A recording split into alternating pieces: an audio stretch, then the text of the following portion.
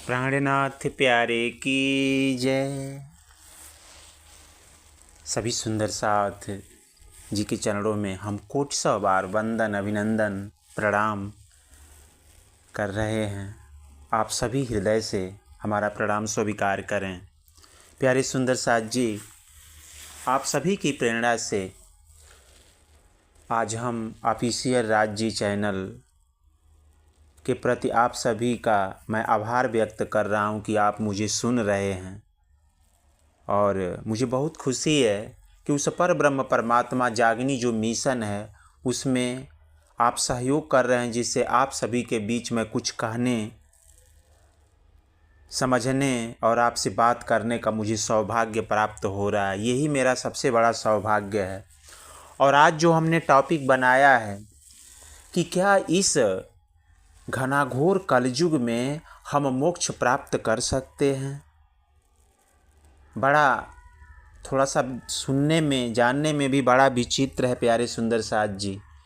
क्योंकि दुनिया में तो बहुत से लोगों को पता ही नहीं है कि मुक्ति किसे कहते हैं और मोक्ष किसे कहते हैं। तो समझ लीजिए, मुक्ति क्षर ब्रह्मांड अर्थात नारायण भगवान तक किसी भी देवी देवता को अगर आप पूज रहे हैं तो आपको स्वर्ग वैकुंठ ये सारा कुछ मिलने वाला है। और इसमें आवागमन होता है। आवागमन का मतलब जितने दिन आपके पुण्य रहेंगे उतने दिन उस धाम में रहेंगे, पुनः आप पामर जीव बना के इस ब्रह्मांड में चले आएंगे। और इस ब्रह्मांड में आकर के आपको फिर माँ के गर्भ में जन्म लेना पड़ेगा, फिर कर्म करना पड़ेगा, फिर इस संसारिक क्रियाओं को आपको झेलना पड़ेगा। इसको हम मुक्ति कहते हैं। और मोक्ष मतलब होता है कि एक बार उस पर ब्रह्म परमात्मा अनादि श्री कृष्ण राज जी महाराज को अगर आप दिल से हृदय से अगर उन्हें आप पकड़ लेते हैं, जान लेते हैं, तो फिर आपको माँ के गर्भ में आने का कोई झमेला ही नहीं। मतलब आप हमेशा हमेशा के लिए अपने घर अस्थाई परम धाम में हो जाते हैं, आवागमन से मुक्त हो जाते हैं। और आवागमन से मुक्त हो जाना ही मोक्ष कहलाता है। तो इसीलिए प्यारे सुंदर साथ जी, आज हमने टॉपिक बनाया है कि क्या कलयुग में हम किस प्रकार भक्ति करें कि हमें मोक्ष प्राप्त हो जाए। तो प्यारे सुंदर साथ जी, यह जो ऑफिशियल राज जी चैनल है, आप सभी इत्र मित्र दोस्तों को सपोर्ट करें। और ख़ास तौर से आज वाली कथा तो ज़रूर सपोर्ट दें और वहाँ पर शेयर करके सभी से सब्सक्राइब करवाएं कि उन्हें भी अगर मनुष्य तन मिला है तो उन्हें पता चले कि हमें मोक्ष लेना है कि नहीं लेना है। क्योंकि सतयुग में हजारों वर्ष लोग तपस्या करते थे, क्योंकि सतयुग की आयु 17,28,000 वर्ष। इसमें हजारों वर्ष तक लोग तपस्या करते थे, तब जाके उनको मुक्ति मिलता था। त्रेता में हजारों बार यज्ञ करते थे, केवल यज्ञ करवा देते थे तो उनको मुक्ति मिल जाता था। और द्वापर में ये उनके नाम से वेदों द्वारा ये नियम जो वेदांत के नियम हैं, कीर्तन कहवा देना, कीर्तन कहवा देते थे 7 दिन 24 घंटा उनके नाम से, तो वह व्यक्ति मरता था तो मुक्ति मिल जाती थी।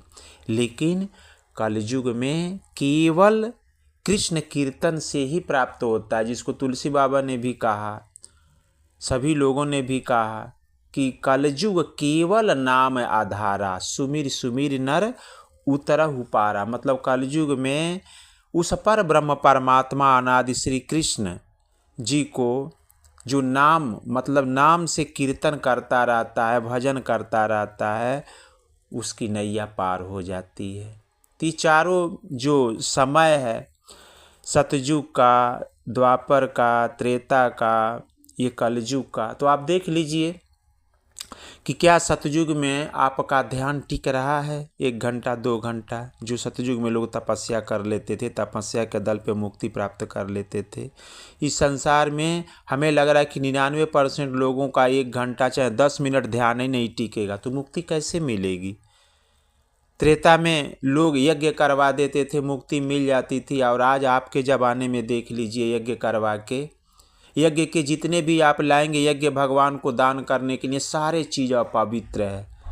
मार्केट से कोई फल फूल भोजन सामग्री जिस हर वस्तुओं पर केमिकल जहर छिड़का गया है, सारे के सारे अशुद्धता में भरा पड़ा हुआ है। तो कहाँ से यज्ञ भगवान प्रकट होंगे कि आपको मुक्त कर देंगे। इसीलिए यज्ञ भगवान प्रकट नहीं होते और यज्ञ के द्वारा हमें मुक्ति नहीं मिल पाती। और द्वापर में ये कीर्तन गाने वाले लगभग 95% केवल दारू पी करके, नशा पी करके कीर्तन करते हैं।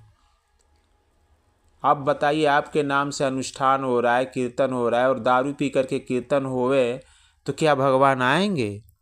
कलयुग में तो और बड़ा ये प्रॉब्लम है, कीर्तन के माध्यम से नहीं प्राप्त होते। लेकिन इस कलयुग में अगर आप चलते फिरते अपना काम करते हुए, सभी क्रियाओं को करते हुए अगर उस प्रभु अनादि श्री कृष्ण का नाम उच्चारण कर रहे हैं, राज श्यामा का उच्चारण कर रहे हैं, हरे कृष्णा का उच्चारण कर रहे हैं, तो निश्चित तौर पर मैं बता दूं कि आपको वह फल प्राप्त हो जाएगा और हमेशा के लिए आप मुक्त हो जाएंगे। क्योंकि श्रीमद् भागवत में भी वेद व्यास जी कहते हैं, यत् फलम नास्ति तपसा न योगेन समाधिना तत्फलम लभन्ते सम्यक कलो केशव कीर्तनात्। श्रीमद् भागवत महात्म्य में वेद व्यास जी समाते हैं कि जो फल तपस्या करने से, योग करने से, समाधि करने से प्राप्त नहीं हो सकता, वह फल कलयुग में सिर्फ एक आराध्य समझकर एक कृष्ण के नाम का कीर्तन करने से प्राप्त हो जाता है। धन्य है कलयुग जो भगवत प्राप्ति का सुगम समय है। तो प्यारे सुंदर साथ जी, अगर इस कलयुग में अगर आपको मानव तन मिला है और मानव तन प्राप्त होने पर अगर आप कृष्ण भक्ति करते हैं तो आपको निश्चित तौर पर मैं बता दूं 100% मैं ये नोट कर लीजिए कि आपकी नैया 100% पार होगी, क्योंकि वह परमात्मा अनादि श्री कृष्ण ही हैं। उनको छोड़ के इस संसार में कहीं भी आप 33 कोटि देवी देवता कहीं भी आप उलझे रहेंगे तो आपका निश्चित तौर पर कल्याण नहीं होगा। लेकिन उस परमात्म स्वरूप को आपको समझ करके भक्ति करना है, कीर्तन करना है। क्योंकि श्री कृष्ण आप देखे होंगे, कृष्ण खड़े जब होते हैं तो 3 जगह से टेढ़े हो जाते हैं, कभी सीधा फिगर आप नहीं देखे होंगे। ये वही संकेत करते हैं कि मेरे शरीर में 3 स्वरूप है। पहला अक्षरातीत राजी महाराज, जिसको अनादि श्री कृष्ण बोलते हैं। कमर से नीचे मतलब सर से ऊपर थोड़ा सा टेढ़े रहते हैं तो वो अक्षरातीत राजी महाराज की शोभा है। गले से लेके कमर तक हल्का सा टेढ़ा रहते हैं, वह अक्षर भगवान की लीला है, अक्षर भगवान का स्वरूप है। और नीचे कमर से नीचे वह क्षर पुरुष का, अर्थात क्षर मायाजन्य बनते और बिगड़ते हैं, तथा अक्षर कुटस्थ ब्रह्मांड है जो अनेकों ब्रह्मांड को बनाता और बिगाड़ता है। जैसे मकड़ी के मुख से तार निकलती हुई मुख में फिर समाहित हो जाती है, यही काम अक्षर भगवान का है। और अक्षरातीत परमात्मा दिव्य स्वरूप है, जिसके तेज चेतनमय नूरिमय तन से समस्त क्षर अक्षर क्रियारत रहते हैं, मतलब अपना क्रिया करते रहते हैं। जिसको वेद कतेब बताइयाँ ब्रह्म के 3 रूप, क्षर अक्षर ब्रह्म है अक्षरातीत स्वरूप, यह वाणी में भी वर्णित है। तो प्यारे सुंदर साथ जी, उस अक्षरातीत स्वरूप को अगर आप पकड़ लेते हैं, मनुष्य तन प्राप्त हो जाता है तो आपको निश्चित तौर पर कल्याण होगा। लेकिन इसमें भी बहुत से लोगों का अलग अलग भाव है। इसमें भी एक ऐसी संस्था बनी हुई है जो अनादि श्री कृष्ण से भी नफरत करती है। वो कहती है कि वहाँ राजी महाराज के स्वरूप में अनादि श्री कृष्ण नहीं है, तो उनका निश्चित तौर पर कल्याण नहीं होगा। प्यारे सुंदर साथ जी, ये नोट कर लीजिए कि उनको किसी भी कीमत पर कल्याण नहीं होना है, क्योंकि इस कलयुग में जो शरीर मिला है, शरीर को जो तीनों तरह की शक्तियां बना करके अध्यात्म अधिदैव अधिभूत में जो गाइडेंस कराती है, इसको बनाती है, वो बनाने वाली कोई शक्ति और नहीं, अनादि श्री कृष्ण की सत्ता काम करती है। ये उन सबों के दिमाग की मत बुद्धि है, इबलिस का स्वरूप है, जो इस संसार में मनुष्य तन पाए भी अपना खुद नहीं उस परमात्मा को प्राप्त कर सकते और दूसरों को भी प्राप्त नहीं करने देंगे, क्योंकि यह माया इतनी प्रबल है कि वह चाहती नहीं कि अनादि श्री कृष्ण की पूजा पाठ कोई कर सके। प्यारे सुंदर साथ जी, तो मैं आपको बता दूं कि अगर आपको मनुष्य तन प्राप्त हुआ है और मनुष्य तन में भी वो अनादि श्री कृष्ण की अगर भक्ति अगर इस कलयुग में मिल गई, तो उसमें भी अगर आपको परम सौभाग्य अगर आपका उदय हो जाए और उसमें तारतम रूपी ज्ञान प्राप्त हो जाए, क्योंकि तारतम येन जनाति सचितानंद रूपणम तारकम सर्व विषयम सर्वथा विषयम चेति विवेकजम ज्ञानम, क्योंकि तारतम ही आपको सचितानंद का स्वरूप और उनका रूप नाम धाम रूप लीला बताता है, और वही आपके सारे विकारों को तार करके सभी विषयों से हटा करके उस पर ब्रह्म परमात्मा का विवेक रूपी ज्ञान भी प्रदान कर देता है। इसीलिए इस संसार में अगर मनुष्य तन अगर आपको मिला है और उसमें भी अगर आपको तारतम महामंत्र मिल गया, तो समझिए कि सोने पर सुहागा है। परंतु यह परमात्मा की प्राप्ति का विहंग मार्ग है।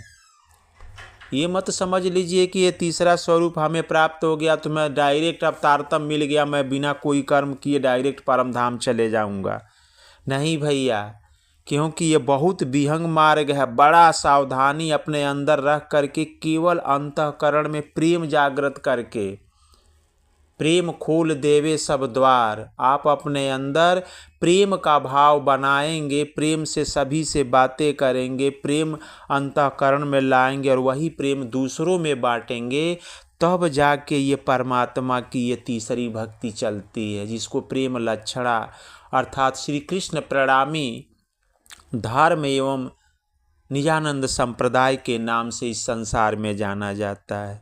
और तो और मैं बता दूं, इस संसार में ये जितने भी तरह के कर्म कांड, ज्ञान कांड एवं उपासना कांड में भक्ति नियम संयम आदि करने पर भी परमात्मा के दर्शन प्राप्त नहीं होते, परंतु अगर आपको तारतम ज्ञान द्वारा परमात्मा से अन्य भाव द्वारा पतिव्रत्य धर्म से संबंध अगर जोड़ लेते हैं, तो अगर आप निज नाम धाम की प्राप्ति कर लेते हैं, तो तारतम ज्ञान पूर्ण ब्रह्म परमात्मा ने जो सतगुरु देवचंद्र जी की अन्य भक्ति के फल स्वरूप स्वयं दर्शन देकर प्रदान किया है, इसमें परम धाम का परिचय दिया है, यह मंत्र आवागमन से हमेशा हमेशा के लिए मिटा देता है। क्योंकि 28वें कलयुग में ब्रह्म प्रियाएं ब्रज एवं रास में दुख देखने आई थीं। पूर्ण ब्रह्म श्रीराज जी ने परम धाम में बहुत मना किया कि संसार दुख का घर है, परंतु जिस चीज़ को मना किया जाए उसकी अधिक इच्छा होती जाती है। मना करने पर सखियां और अधिक उतावली हुई, अपने मधुर वाणी चलाती हुई बोली, प्रियतम आप हमारे प्राण प्रिय हो, आप ही यदि हमारी इच्छा पूरी नहीं करोगे तो कौन करेगा। पूर्ण ब्रह्म परमात्मा ने ब्रह्म प्रियाओं को ब्रज में गोपियों के रूप में भेजा और स्वयं अनादि श्री कृष्ण के स्वरूप में अवतरित हुए। यहीं से ब्रह्म प्रिया एवं अक्षरातीत ब्रह्म की लीला प्रारंभ होती है। कृष्ण ने बाल लीलाओं द्वारा गोपियों को प्रेममयी लीला से आनंदित किया, परंतु गोपियों को पता नहीं था कि ये ब्रह्म प्रिया हैं, क्योंकि माया काल माया की जो ब्रह्मांड है, काल माया उनके मन मस्तिष्क पर पर्दा डाल दी हुई थी। इसके बाद ब्रह्म प्रियाओं के साथ योग माया के मंडल में रास किया। रास उपरांत परमधाम पहुँचने पर पता चला कि क्षर ब्रह्मांड में दुख तो मिला ही नहीं। यह इच्छा समझकर पूर्ण ब्रह्म अक्षरातीत ने पुनः इस जागनी ब्रह्मांड में भेज दिया है और यह आकर के हम सब यहाँ पर आज घूम रहे हैं, पता कर रहे हैं। और फिर इस ब्रह्मांड को हम सब इतना प्रेम करते हैं, इस ब्रह्मांड में फिर वह पर ब्रह्म परमात्मा हमें जागनी के ब्रह्मांड में सतगुरु देवचंद्र जी और स्वामी प्राणनाथ जी के रूप में पुनः प्रकट हुए हैं। और प्रकट करके कलयुग की अज्ञानता मिटाने के लिए परम धाम से ये दोनों सखियां आई हैं, जिन्होंने ब्रह्मप्रियाओं को आकर जगाया है। और इसी बात को आने का परिणाम, आने का जो फल स्वरूप है, जिसको सबसे पहले भोले बाबा ने जाना और महेश्वर तंत्र में पार्वती मैया से कहते हैं, सुंदरी इंद्रा साख्यो नामाभ्यम चंद्र सूर्योः अज्ञानतम नाशाय भविष्यन्ति कलयुगे। भोले बाबा कहते हैं कि हे पार्वती जी, सुंदरी एवं इंद्रा नाम की दो प्रमुख सखियां कलयुग में आकर अज्ञानता को दूर करेंगी। यह शास्त्र सम्मत संप्रदाय होगा और यही सुंदरी सखी श्री देवचंद्र की जी के रूप में इस धरती पर प्रकट हुई, जिनके द्वारा यह कलयुग में तारने वाला महातारक महामंत्र तारतम प्रकट हुआ। तो प्यारे सुंदर साथ जी, अगर आपको मनुष्य तन प्राप्त हो चुका है और अगर आपको परमात्मा के पास चलना है, उनको जानना है, हमेशा हमेशा के लिए मोक्ष प्राप्त करना है, तो सतगुरु देवचंद्र जी द्वारा निजानंद संप्रदाय अर्थात श्री कृष्ण प्रणामी धर्म को समझना होगा, बूझना होगा और उनके अंतःकरण में जो जागृत 16 अक्षरीय महामंत्र है उसको धारण करना होगा। और इस कलयुग से हमेशा हमेशा मुक्त, इस मनुष्य तन से हमेशा हमेशा के लिए मोक्ष प्राप्त करने के लिए इसको आपको सहयोग लेना पड़ेगा। और वह आप हमेशा के लिए यह काल माया का ब्रह्मांड छोड़ करके अपने प्रियतम, अपने निजी घर परम धाम आप चले जाएंगे और आपका जीवन कृतार्थ हो जाएगा। इन्हीं शब्दों के साथ आप सभी सुंदर साथ को कोटि 100 बार प्रणाम। और आप ज़रूर कमेंट में राज जी राज श्यामा ज़रूर लिखें, जिससे मुझे भी बल मिले कि आप मुझे सुन रहे हैं। इन्हीं शब्दों के साथ आप सभी के चरणों में कोटि 100 बार